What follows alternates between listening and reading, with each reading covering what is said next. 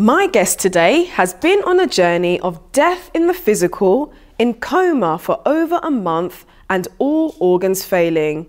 A true story of miraculous healing. Welcome, Adaobi Onyekweli.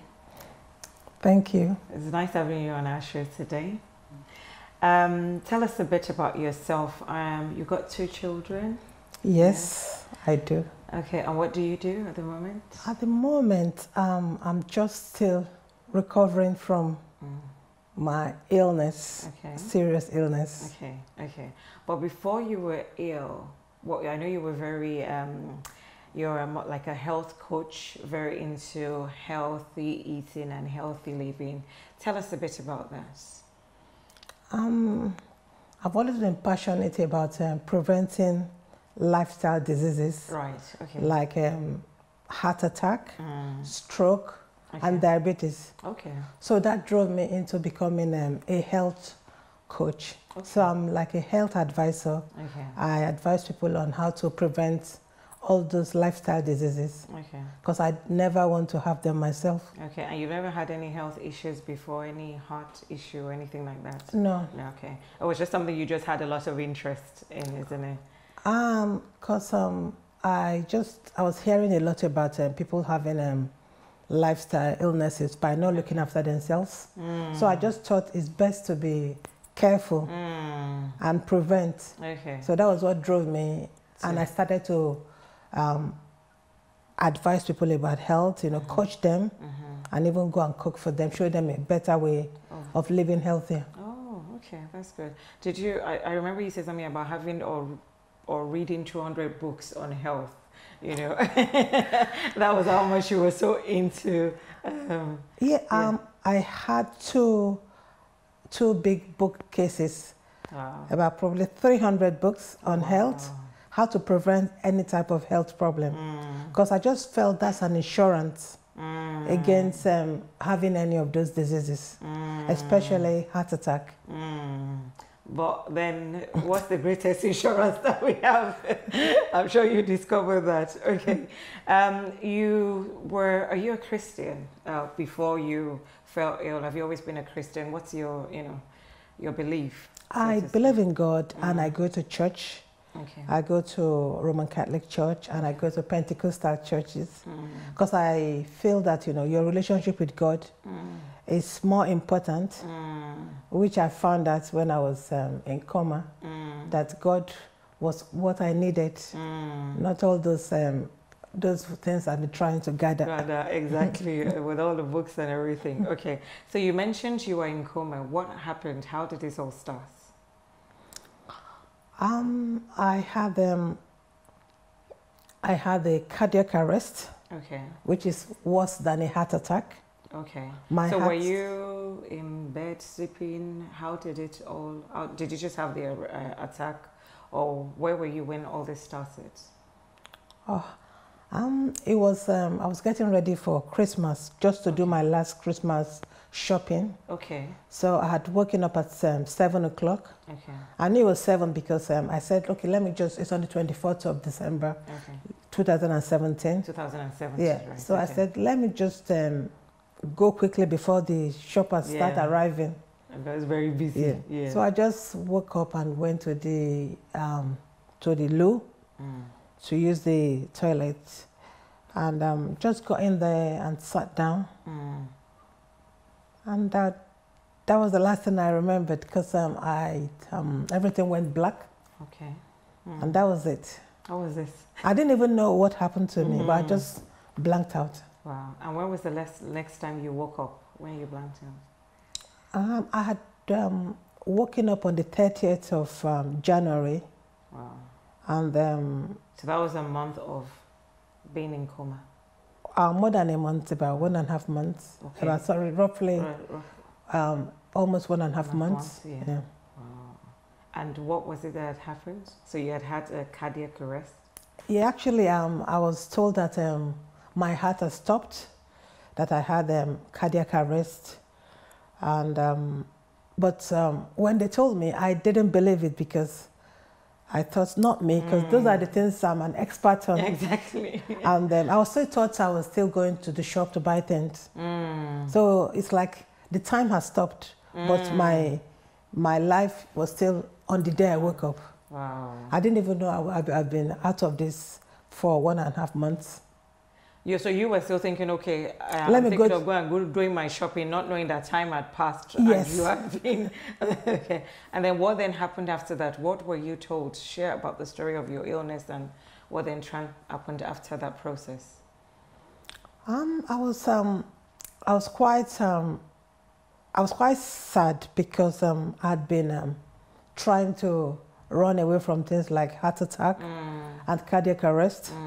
So when I was told I suffered those, that was like I didn't believe it, and I thought I had been kidnapped, and they were lying to me because to me, I didn't feel it. Yeah. I didn't feel it happening, so that's why I didn't believe it. All I knew was that I just sort of maybe I felt a bit dizzy, so it didn't register in my mind that all this is real. Yeah. When the ambulance, I remember you saying to me that when the ambulance came, did you need it to be resuscitated? You were, what happened when the ambulance came, between the ambulance and you getting to the hospital?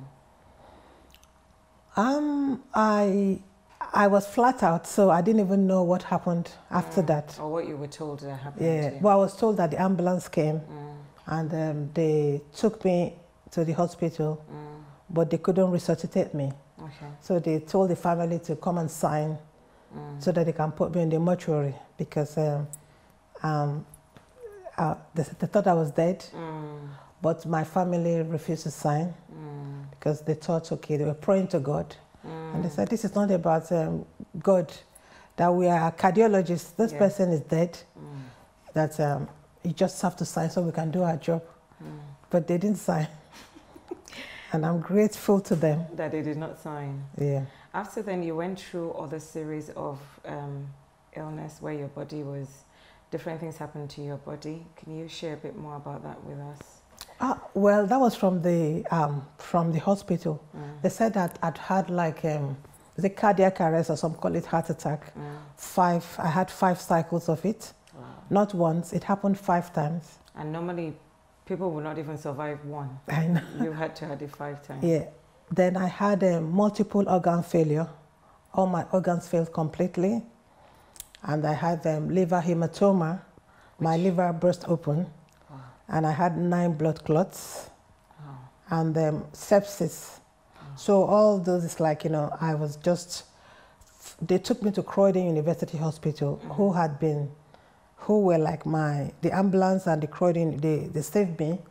But when they could no longer save me because of the liver damage, they now took me to King's College Hospital, where I was, that was on the 29th of December 2017, where I was put in an induced coma, and that was when I recovered from King's College.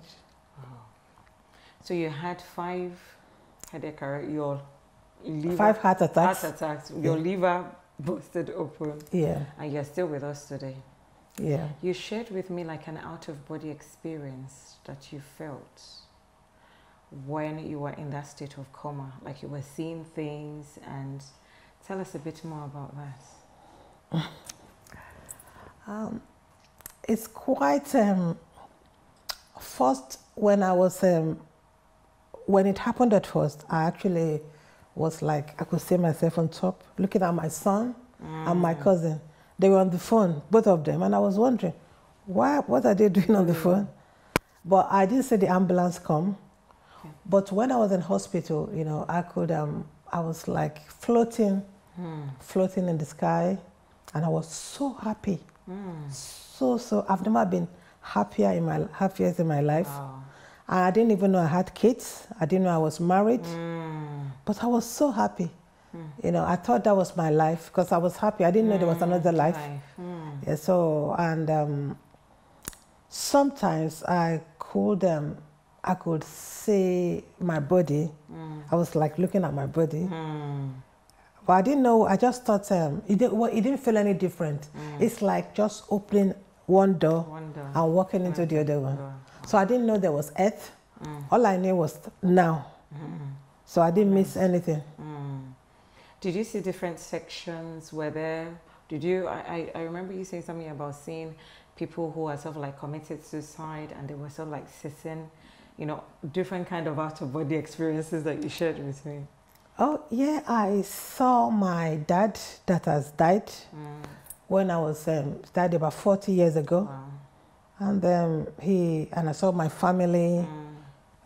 They were like coming to me, but I was quite comfortable with them. Okay. Then there were other things like I was being asked about how I had lived my life. And I had to answer questions to this being. I could see the light, but I couldn't see the face, but the face was just light. And talking to me about things I had done. Then on my left, I saw the people that had committed suicide. I didn't know they were, because there were people that were not being attended to. Okay. So, and I said, oh, these people have been here a long time ago. They were actually on my left. How come that, you know, they haven't attended to them? Because they seem to be falling from the sky. And they said, oh, those are the people that came. They've not been invited. Because everybody has their own time. So that they committed suicide. So they have to wait till their time. So probably somebody's 40 and they committed suicide at 40. And they were meant to die at 80. So they're just going to stay till they're 80 years, till they get processed. Wow. So everybody gets processed. Wow. Just like you're having a party at 4 o'clock and people turn out at 12. They had to wait till the party time to start. We're going to round up now and have a quick break. Okay.